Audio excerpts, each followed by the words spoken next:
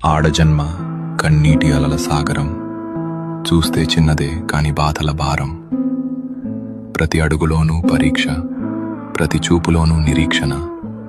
ఆశల రెక్కలు కాలి, గుండెల్లో మూగవేదన. ఆ కన్నీళ్లలో ఉన్నది పిరికితనం కాదు, ఆమె నవ్వే పెదవుల వెనక ఉన్న విషాదం. లోపల ఎన్ని గాయాలైనా బయట పడనీయదు, గతం ఎన్ని చీకట్లను తెచ్చినా తలెత్తుకు బతుకుతుంది. తన కన్నీరు అణువణువున ఒక కథ.